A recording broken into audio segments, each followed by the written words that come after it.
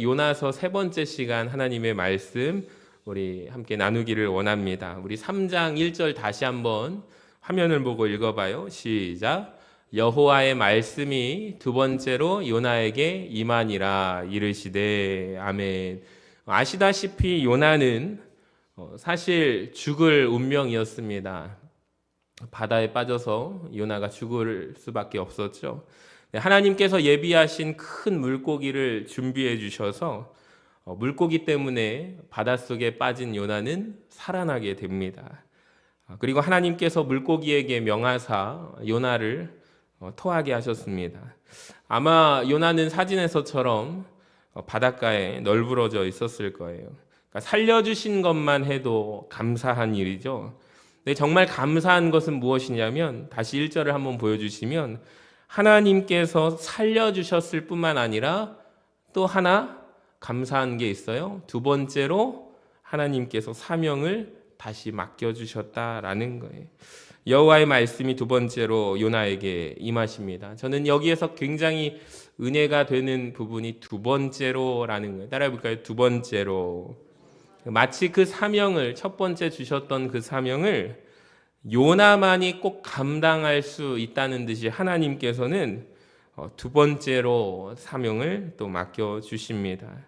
자, 너무 감격스럽지 않습니까? 그리고 사명의 내용도 첫 번째 명령하셨던 것과 똑같은 내용입니다. 자, 2절을 보시면, 일어나 저 큰 성읍 니느웨로 가서 내가 너에게 명령한 바를 그들에게 선포하라 하신지라. 그러니까 1장에서, 요나서 1장에서 주셨던 처음 주신 명령과 똑같은 말씀입니다. 하나님은 마치 불순종했던 요나, 다시스로 먼 곳으로 도망쳐 가던 요나에게 마치 아무 일도 없었다는 듯이 하나님은 다시 두 번째로 새로운 사명을 맡겨주십니다. 이따가 결단 찬양으로 부를 찬양이 십자가 그 사랑 멀리 떠나서 찬양인데요. 가사가 참 은혜가 됩니다. 십자가 그 사랑 멀리 떠나서 무너진 나의 삶 속에 잊혀졌던 주님의 은혜. 돌 같은 내 마음, 딱딱하게 굳어버린 우리의 마음밭 다시 부드럽게 하시고 어루만져 주시고 또 다시 일으켜 우리를 세워주십니다. 할렐루야. 여러분, 주님의 이 사랑이 우리 안에 임하기를 원합니다. 그러니까 하나님은 한번 기회를 주셔서 너 못해? 너 안 할 거야? 그래 알겠어 하고 외면하시는 분이 아니시라 끝까지 넌 할 수 있어. 그리고 실수할 수 있어. 넘어졌어? 다시 일어나면 돼. 여러분, 우리를 격려하고 일으켜 세워주실 줄로 믿습니다. 해마다 11월은 저는 참 가슴 아픈 달이죠. 수능 시험을 마치고 나면 그동안 우리의 청춘들이, 학생들이 학교 안에서, 좁은 교실 안에서 꿈을 키워나가다가 시험이 무엇인지 그걸로 인해서 비관하고 자살하는 그런 소식이 이제 11월 이후부터 전국 각지에서 보도가 됩니다. 항상 이때가 되면 하나님 시험이 전부가 아닌데요. 하나님 시험이 전부가 아닌데 소중한 그 생명들, 아이들 넘어질 수 있고 다시 일어나면 되잖아요. 근데 그 시험이 무엇이라고 저렇게 아까운 청춘들이 참 안타까운 그런 소식을 전할 때마다 꼭 말해주고 싶은 게 뭐냐면, 여러분, 우리 학생들 시험이 다가 아니에요. 시험으로 우리의 인생이 결정되는 게 아니에요. 시험을 못 볼 수도 있어요. 저도 너무나도 그 전날 잠을 못 잤어요. 낮잠을 하필이면 자버렸어요. 밤에 잠이 안 오는 거예요. 엄마 어떡해요? 내일 시험인데요. 그러더니 그 다음날 우왕청심원을 하나 주셨는데 그게 얼마나 문제든지 너무나도 맘 편하게 두 번 고민해야 되는 것을 목사님도 정말로 문제없이 시험 잘 봤어? 잘 봤어요. 너무 잘 봤어요. 보니까 이게 큰일 났어요. 우왕청심원을 먹어가지고 그런가 이렇게 너무 마음이 편한 거예요. 우리 학생들 꼭 기억했다가 목사님처럼 우왕청심원을 먹게 된다면 한 3분의 1 정도 아주 그 조그만 한 입 다 먹어버리시면 안 됩니다. 너무 마음이 편해지더라고요. 그래서 그것도 위험하구나 그런 생각이 듭니다. 하나님은 우리에게 넘어진 우리를 다시 일으켜 세워주시는 줄로 믿습니다. 따라합시다. 하나님은 우리에게 두 번째 기회를 주십니다. 할렐루야. 여러분 두 번째 기회를 주시는 분이심을 믿으시기를 바랍니다. 너무 감사한 거예요. 두 번째 은혜를 주셔요. 그러니까 베드로도 예수님이 다시 찾아오시죠. 다시 기회를 주십니다. 배신했던 베드로에게. 하나님이 근데 우리에게 두 번째 기회를 주신다는 것이 너무 감사하죠. 근데 우리는 한 가지만 생각해요. 그게 대상이 뭐예요? 나예요. 나일 경우에 나를 용서하시고 넘어진 나를 일으켜 세울 경우에 하나님 너무 감사합니다. 근데 우리가 인정하고 싶지 않은 것은 무엇이냐면 내가 아닌 그 사람이 다른 사람에게도 그런 사람에게도 하나님은 그런데도 여러분 그런 사람에게도 은혜를 다시 베풀어 주시는 분이심을 믿으시기를 바랍니다. 그러니까 우리는 나 같은 죄인 살리신 주 은혜는 놀라운데 그 사람, 저런 사람, 그런 사람 살리신 주님의 은혜는 우리가 인정하기 싫어해요. 그러니까 나에 대해서는 하나님 저에게 은혜 베풀어 주심 감사합니다. 근데 어떻게 그런 사람에게 두 번째 은혜를 베풀어 주실 수 있습니까? 이해가 잘 안 됩니다. 이게 솔직한 우리의 마음이죠. 근데 여러분 말씀을 적용해야 합니다. 자녀들이 큰 잘못을 저질렀을 때 두 번째 기회를 주시기를 바랍니다. 이게 하나님 뜻입니다. 혹시 부부간에 남편이나 아내 가운데 큰 실수를 저질렀습니까? 진심으로 용서를 하고 또 회개한다면 두 번째 기회를 주시기를 바랍니다. 그것이 하나님의 뜻입니다. 그러니까 복음은 두 번째 기회를 주는 것이기 때문입니다. 여러분 앞으로 우리가 하나님 앞에 귀하게 쓰임 받을 때 이런 기도가 나왔으면 좋겠어요. 하나님, 내가 두 번째 기회를 받은 은혜를 기억하고 나도 누군가에게 두 번째 기회를 주는데 쓰임 받게 하여 주시옵소서. 이렇게 기도할 수 있는 우리 모두가 되시기를 축복합니다. 그러니까 요나에게도 마찬가지 오늘 두 번째 기회가 임한 거예요. 하나님은 똑같은 명령을 주십니다. 자, 그래서 3절에 놀라운 은혜가 있는데요. 같이 한번 읽어봅니다. 노란 글씨만 시작. 요나가 여호와의 말씀대로 일어나서 니느웨로 가니라. 아멘. 요나서 1장 2절을 보세요. 똑같은 하나님 말씀을 주시죠. 자, 그런데 1장 3절을 보시면 이렇게 시작합니다. 그러나 요나가 여호와의 얼굴을 피하려고 일어나라고 되어 있습니다. 3장에서 보시면 요나서 3장에서 달라진 것이 있어요. 여러분 무엇이냐면 하나님이 말씀하시고 나니까 요나가 하나님의 말씀에 일어납니다. 근데 여기에서 한글 성경이 제대로 못 살렸는데요. 성경 원문에 보니까 원래 접속사가 하나 있다고 해요. 그러니까 현대어 성경을 보시면 그것을 잘 번역하고 있습니다. 우리 노란 글씨만 한번 읽어볼까요? 시작.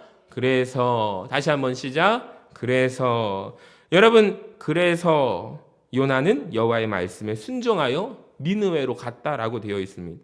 자, 영어 성경에도 보시면 접속사가 있죠. So, 그래서라는 뜻입니다. 여러분 아까 전에는 보세요. 요나서 1장 3절에는 그러나라고 되어 있잖아요. 요나의 삶이 그러나에서 뭘로 바뀌었어요? 그래서로 바뀌었어요. 그러니까 but 그러나였는데 so 그래서라고 바뀌었습니다. 여러분 접속사가 인생의 접속사가 바뀌었습니다. 변화되었다라는 것입니다. 여러분 두 번째 은혜를 하나님의 은혜를 경험한 사람에게 반드시 있어야 할 변화는 뭐냐면 인생의 방향만 바뀌는 게 아니에요. 여러분 인생의 접속사 또한 바뀌어야 합니다. 여러분 하나님의 말씀을 들었어요. 근데 듣고 나서 그러나 순종하지 않으면 그게 무슨 의미가 있겠습니까? 하나님의 말씀을 들었습니다. 두 번째 그 은혜가 우리에게 임했습니다. 그래서 듣고 나서 하나님의 말씀을 들었기 때문에 그래서 순종해야 할 줄로 믿습니다. 여러분 이런 변화가 우리 안에 있기를 주님의 이름으로 간절히 축원합니다. 근데 우리의 문제가 뭐냐면 하나님의 말씀을 듣습니다. 우리가 안 듣는 게 아니에요. 주일에도 듣잖아요. 그리고 새벽 제단에도 들으시고 못 나오시는 분들은 오늘도 유튜브로 아침 묵상 우리 말씀을 들으셨습니다. 수요 기도의 자리에 나오셔서 기도하기 전에 우리가 하나님의 말씀을 듣고 나서 붙잡고 기도하잖아요. 근데 문제가 뭐냐면 듣고 나서 그러나 순종하지 않는다라는 거예요. 여러분 바뀌어야 합니다. 하나님의 말씀에 그래서 순종할 수 있기를 원합니다. 그러니까 여러분 안에 이 믿음의 접속사가 있는가 없는가. 만약에 접속사가 그러나 순종하지 않는다면 영원히 변하지 않을 겁니다. 무슨 소용이 있겠습니까? 그런데 하나님의 말씀을 들음으로 그래서 하나님의 말씀을 순종하는 것입니다. 여러분, 그래서 순종하는 은혜가 있기를 원합니다. 요나가 변했어요. 방향이 바뀌었습니다. 다시스로 가려던 인생이 니느웨로 하나님 앞에 그래서 순종함으로 갔습니다. 그런데 요나서 3장과 4장에서 폭로하고 있는 성경의 보도를 보세요. 요나가 다 바뀌었는가? 아니라는 거예요. 바뀌지 않은 요나의 모습을 너무나도 많은 모습을 보고하고 있는데 3절을 한번 보세요. 같이 한번 보시면 니느웨로 갔습니까? 안 갔습니까? 하나님의 말씀에 순종함으로 갔잖아요. 니느웨로 가기는 갔는데 한번 보세요. 니느웨는 며칠 동안 걸을 만큼 큰 성읍이에요? 사흘 동안 걸어 다녀야 합니다. 근데 요나가 하나님의 말씀 가운데 너는 3일 동안 이 도시에 다니면서 하나님의 말씀을 전하라 라고 했는데 요나가 며칠 동안 다녀요? 하루 동안만 다닙니다. 여러분, 놀라운 겁니다. 요나는요, 정말 이런 사람이 다 있나, 이런 선지자가 다 있나, 정말로 웃음이 나올 정도로 참 그의 삶이 너무나도 재밌습니다. 분명히 하나님께서는 너는 이 큰 도시 성읍 니느웨라는 곳을 3일을 다녀야 한다. 그래야 너의 사명을 다 감당할 수 있어. 하나님 말씀하시는데 요나는 하루만 다닙니다. 그러니까 3분의 몇만 감당한 거예요? 3분의 1만 감당한 거예요. 여러분, 그렇다면 이게 순종한 겁니까? 순종 안 한 겁니까? 순종한 거죠.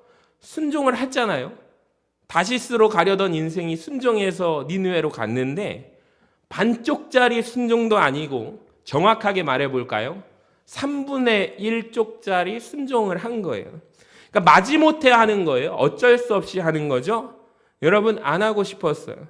여러분, 근데 순종을 안 했다라고 하기엔 무리가 있습니다. 순종을 했기 때문에 거기에 간 거예요. 근데 그 마음이 자발성을 띄어서 하고 싶어서 내가 주의 말씀에 기꺼이 하고 싶어서가 아니라 어쩔 수 없이 끌려가서 한 거예요. 여러분, 어쩔 수 없이 하는 순종이에요. 이걸 저에게 한번 적용을 해봤어요. 제가 주일에 설교를 새벽 할 때 있고요. 새벽 하고요. 주일 1부, 2부 설교하고요. 그리고 주일 3부 설교할 때가 있어요. 근데 제가 주일 1, 2, 3부를 설교를 한다고 친다면 한번 생각해 보세요. 제가 주일 1, 2, 3부 설교를 다 안 하고 1부 갑자기 설교 전하던 중에 오늘은 2부하고 3부는 제가 말씀 안 전하겠습니다 하고 내려왔다고 한번 생각해 보세요. 1부만 했어요. 아니면 설교를 보통 제가 한 30분 정도 하는데 10분 설교 대충 하고 나서 이 정도면 된 것 같습니다 하고서 말씀을 그냥 멈추고 내려왔다고 한번 생각해 보세요. 여러분, 어떠십니까? 그러니까 이 모습이요, 누구의 모습이라는 거예요? 요나의 모습이에요. 이게 3분의 1 순종이잖아요. 그러니까 사람이 정말로 참 재밌는 존재예요, 여러분. 근데 이 모습이 우리 안에 있을까요, 없을까요? 우리 안에도 있을 수밖에 없는 거예요.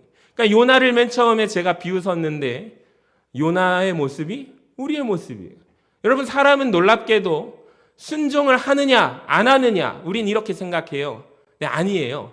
순종을 해도 한 것 같은데 안 한 것 같고 이렇게 충분히 할 수 있는 존재라는 거예요. 요나처럼 3분의 1짜리 순종을 할 수 있는 존재가 사람이라는 거예요. 여러분, 그러니까 우리가 여기에서 알 수 있는 게 뭐냐면 태도가 중요하다라는 거예요. 하나님 앞에서의 태도가 우리가 참 중요합니다. 요나가 하나님 말씀 앞에 순종을 하긴 하는데 태도에 문제가 있어요. 최선을 다하지 않는다는데 문제예요. 했어도 생색을 내기에 급급합니다. 그러니까 이것을 성경 원문에 찾아보니까 더 심각한데요.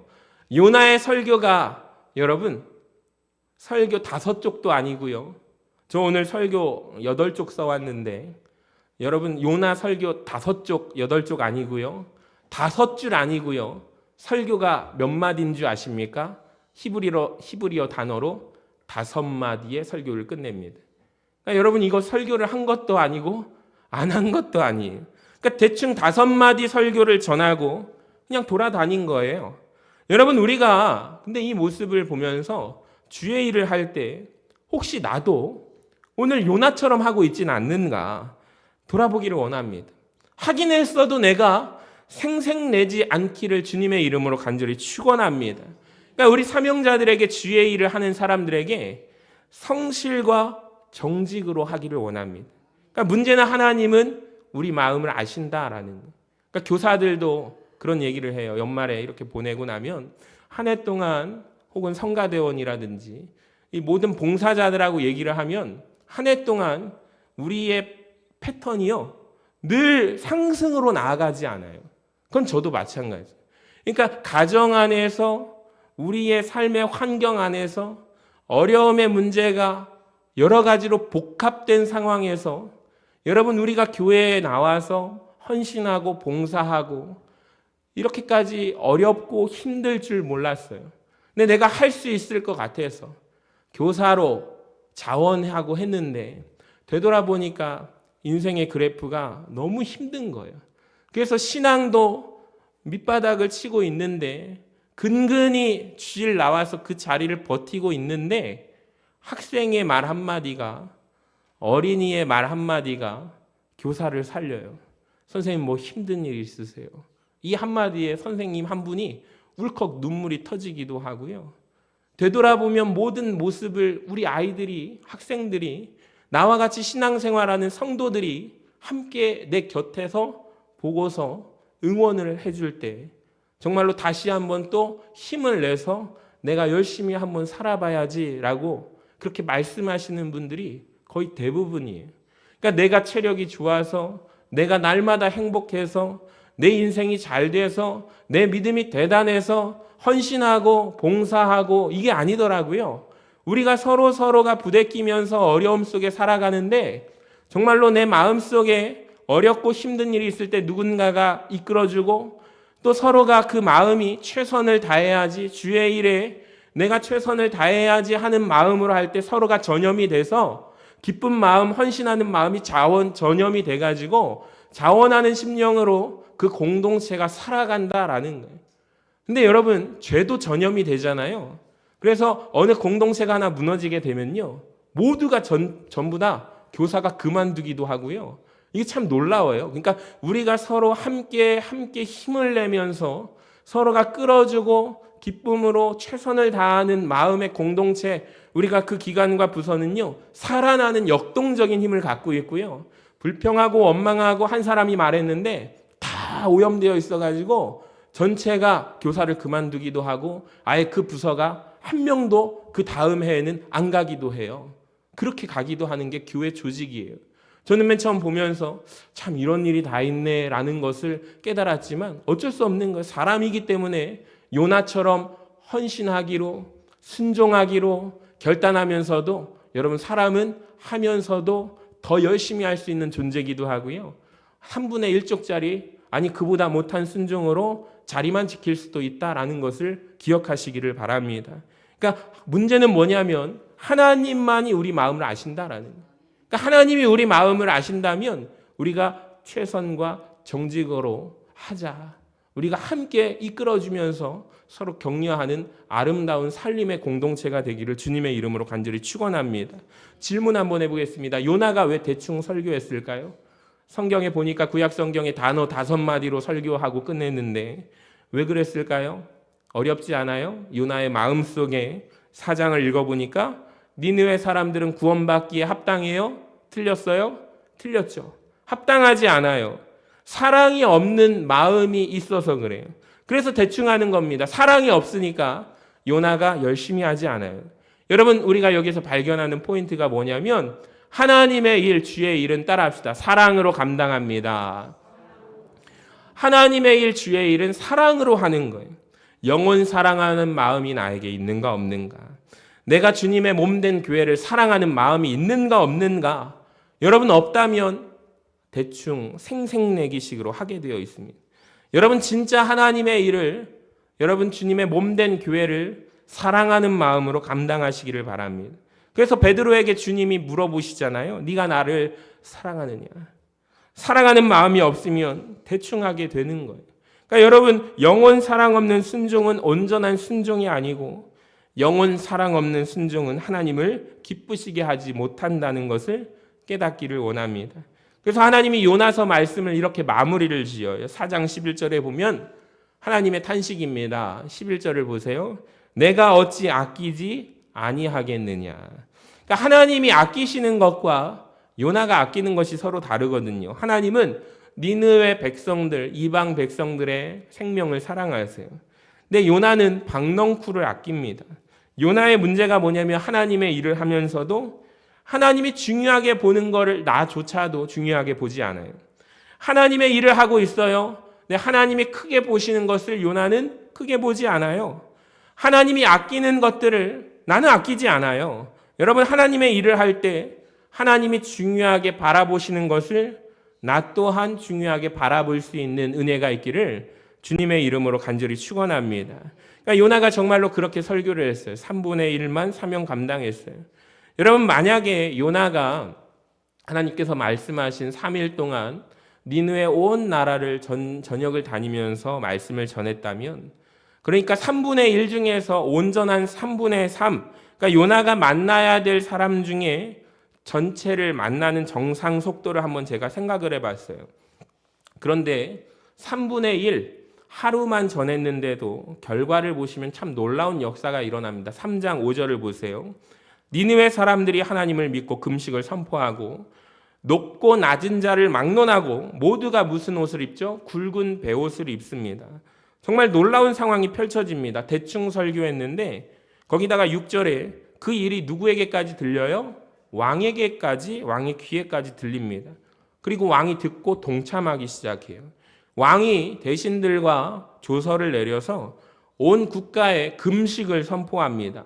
그랬더니 세상에 온 국민이 회개합니다. 놀라운 기적이에요. 여기 보니까 짐승까지도 참여합니다. 여러분, 어쩌면 요나가 물고기 뱃속에서 있다가 목숨을 건진 것보다 더 놀라운 기적, 믿을 수 없는 기적은 이거 아닐까요? 이방에서 온 선지자 하나가, 유대 땅에서 온 선지자 하나가 대충 5마디 설교를 전했는데 3분의 1만 하고 갔는데 어떻게 전 국민이 회개할 수 있었을까요? 여러분, 니느웨 사람들이 전부 다 하나님을 믿고 금식 선포하고 높고 낮은 자를 막론하고 굵은 베옷을 입었다면 모두가 들은 거예요? 그렇죠. 들었으니까 이렇게 했겠죠. 자, 여기에서 질문을 한번 해보겠습니다. 요나는 3분의 1만 했습니다. 나머지 3분의 2는 누가 채웠을까요? 저는 그런 생각이 들었어요. 먼저 들은 사람들이 나중 들은 사람들에게 전하는 거예요. 여러분, 요나는 3분의 1을 감당했는데 나머지 3분의 2는 누가 채웠냐면 먼저 들은 사람들이 누군가에게 전해줬기 때문이에요. 그러니까 한 사람이 몇 사람에게 전해준 거예요? 어렵지 않죠? 2사람. 따라합시다. 2사람. 이런 생각이 들었어요. 여러분, 우리도 2사람에게 복음 전하기를 주님의 이름으로 간절히 축원합니다. 그러니까 한 사람이 2사람에게 복음을 전할 때 놀라운 일이 벌어지는 거예요. 그러니까 복음이 어떻게 퍼져나갑니까? 복음은 사람들의 입을 통해서 퍼져나갑니다. 이 세상에 2 종류의 사람이 있대요. 복음을 듣고 나에게서 그냥 멈춰지는 거예요. 끝나는 거예요. 나만 받고 끝나는 거예요. 근데 받고 나서 누군가에게 전해주는 전파자가 있다라는 거예요. 여러분, 그런데 하나님의 역사는 어떻게 일어나냐면 나에게서 받고 끝나는 사람에게는 역사가 일어나지 않아요. 근데 내가 받고 나서 전파한 사람들, 전하는 자에게 하나님의 놀라운 역사가 일어납니다. 그러니까 가만히 보니까 요나는 먼저 들은 사람이죠. 하나님의 음성을 들은 선지자입니다. 자, 그가 하지 않으려고 했던 것은 엄밀히 말하면 전파하는 거예요. 전하지 않는 거예요. 자, 이스라엘 백성들의 문제도 그것입니다. 우리가 선민이야. 하나님의 선택받은 민족이야. 받은 것으로만 끝내려고 했습니다. 전하지 않았습니다. 싫어했습니다. 여러분, 제사장 나라로 택하셨는데 제사장 사명을 감당하기 원하지 않았어요. 제사장이 무엇입니까? 하나님과 사람 사이의 중보자가 제사장 나라잖아요. 제사장 역할입니다. 그러니까 이스라엘을 통하여 온 열방, 온 세계 민족이 하나님께로 돌아오는 것이 하나님이 이스라엘을 선택하신 이유라고 성경에 말씀하고 있는데 그들은 원하지 않아요. 요나도 마찬가지입니다. 전하기 싫어합니다. 나에게서 끝나기를 원합니다. 여러분, 그런데 니느웨 사람들은 듣고 전한다라는 거예요. 여러분, 여기에서 우리가 깨닫는 건 무엇이냐면 복음을 듣고 전하는 자가 있어요. 여러분, 우리가 스피커가 되기를 원합니다. 소리를 내서 전하는 자 되기를 원합니다. 흡수해버리고 나에게서 끝나지 않기를 원합니다. 그러니까 말씀을 읽으면서 적용하는 것이 참 중요하구나.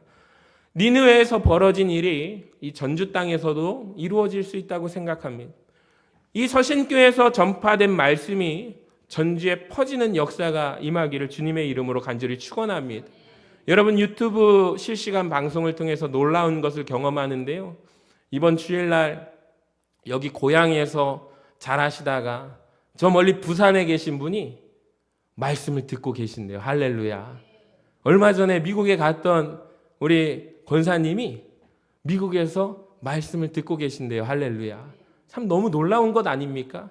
저는 전주 서신동 지역에서 하나님의 말씀을 전하고 있는데 전국으로 다 퍼지고 있다라는 하나님의 역사가 참 놀랍습니다. 여러분이 그런데 몇 사람에게 전할 때, 두 사람에게 전할 때 하나님의 말씀 복음은 더 멀리 퍼지게 될 줄로 믿습니다. 여러분, 참 놀라운 것은 어떻게 이방 사람이 대충 했는데 하루아침에 왕에게까지 조서가 내려져서 모든 백성들뿐만 아니라 짐승들까지 금식시키고 회개했다는 게 말이 됩니까? 설교를 준비하면서 놀라운 것은 옛날에 아시리아라는 나라가 이런 것을 남겼대요. 한번 보여주시면 디 에포닌 리스트라고, 이게 뭐냐면 우리나라로 치면 조선 왕조 실록 같은 거예요. 이 나라에서도 어느 해마다 높은 제사장의 이름이나 왕의 이름을 따서 몇 년 해가지고 그걸 기록을 남긴 거예요. 아시리아 사람들도 어떤 왕이 통치할 때 연대기를 좀 작성해서 훌륭한 왕, 못된 통치를 했던 왕, 이런 것을 남기고 싶었나 봐요. 자, 그래서 실물을 보시면 기록이 있어요. 그 다음에도 한번 보여주시면 이게 아시리아의 기록인데 도대체 이게 무슨 언어인지, 이게 그림인지 글자인지 우린 잘 모르잖아요. 근데 세상에 오늘날 이것을 해독한 사람들이 있어요. 이 글자를 해석한 사람들이 있어요. 자, 이것을 해석하다가 무엇을 발견하게 됐냐면 요나 시대에 활동하던 그 시대에 추정되는 왕의 기록을 발견하게 되었습니다. 다음과 같은 기록을 발견하게 됩니다. 맨 위에 775년도에 보니까 빨간색 글자들은요, 왕의 때에 전쟁을 나간 기록이에요. 그러니까 빨간 글씨는 다 전쟁을 나간 거예요. 이 아시리아라는 나라가. 근데 768년 보이십니까? 이때는 전쟁을 안 나가요. 전쟁을 매년 나가다가 쉽니다. 자, 그 다음에 767, 766, 765는 3년 연속 전쟁을 나갑니다. 자, 그러다가 764년에 전쟁을 쉬어요. 자, 그런데 놀라운 기록이 남겨져 있는데 763년에 이 나라 안에서 반란이 일어나기 시작합니다. 그리고 또 하나 놀라운 것, 이클립스라고 해서 일식이 일어나게 되는 거예요. 그리고 반란이 일어납니다. 그러니까 아시리아라는 거대한 나라가 한순간에 붕괴되는 역사가 여기에 담겨져 있는 것을 발견되게 되었는데 어떻게 이렇게 붕괴가 되었는가? 나라가 혼란에 빠졌는가? 너무 놀랍습니다. 여러분, 일식이라는 것이 태양이 우리 눈앞에서 사라지잖아요. 여러분, 우리가 지금 현대에도 일식을 참 놀랍잖아요. 이런 게 기회가 있을 때 막 온 나라가, 전 세계가 방송을 하고, 저도 아이들과 함께 이렇게 그때 뉴스를 같이 본 적이 있어요. 여러분, 태양이 눈앞에서 사라지는 것은 놀라운 일인데 이 당시의 사람들은 더 놀라웠겠죠. 근데 다음 사진을 보면 역사상 가운데 가장 여러분 유명한 일식 중에 하나가 역사가들이 아시리안 이클립스라고 해가지고 763년도에 아시리아 나라에 일식이 임했다라는 것입니다. 5분 정도 태양이 완전히 가려진 것입니다. 아시리아가 완전히 깜깜해졌어요. 그래서 최근에 나온 연구가 활발해졌는데 이게 요나의 예언과 관련이 있다 해가지고 지금 이제 컴퓨터랑 그 연대기를 돌려보니까 놀랍게도 요나가 메시지를 전할 때 사람들이 그 활동하던 시기와 이게 맞물린다라는 거예요. 여러분, 그러니까 사람들이 요나가 갑자기 물고기 뱃속에서 꾀지지한 모습으로 하루 동안 전하면서 복음을 전할 때, 하나님 말씀을 전할 때 무슨 일이 있었냐면 해가 사라진 거예요. 태양이 사라진 거예요. 그러다 갑자기 요나라는 사람이 툭 튀어나와서 너네 회개 안 하면 망한다 하니까 온 나라가 벌벌 떨었던 거죠. 여러분, 이 왕의 기록을 보니까요, 이때 당시에 어떤 기록이 남아있냐면 연구가 활발한데 역병도 임하게 되고요, 기근도 임하게 되고요, 나라가 적들에게 공격도 받게 됩니다. 그러니까 반란이 일어나고 엄청 큰 나라가 역병과 기근이 일어나는 거예요. 근데 놀랍게도 이 시기가 요나가 활동했던 시기가 793년에서 753년 사이에 활동을 했는데 아까 전에 월식이 763년이라고 했으니까 이 시기와 정확하게 맞물린다라는 기록이 요즘 보고가 되고 있습니다. 그러니까 오늘날 시대니까 이게 보고가 됐겠죠. 여러분, 성경은 놀라운 진실을 말씀하고 있습니다. 말도 안 되는 상황에서 이방 선지자가 나타나서 선포하는데 온 백성이 벌벌벌 떠는 거예요. 그리고 하나님 앞에 회개를 하는 거예요. 근데 여러분, 엄밀히 말하면 이 일은 누가 했을까요? 누가 하신 것입니까? 하나님이 하신 일이에요. 반란이 터집니다. 역병이 돕니다. 거기에다가 해가 태양이 깜깜해집니다. 근데 한 사람이 나타나서 너네 망할 거라고, 회개 안 하면 다 망할 거라고, 누가 봐도 망할 상황이에요. 그런데 전 국민이 다 회개하는 거예요. 여러분, 그래서 아까 전에 니느웨의 멸망을 담고 있는 사진을 한번 보여주시면 죄다 이런 그림으로 표현되어 있는데 깜깜합니다. 어둡습니다.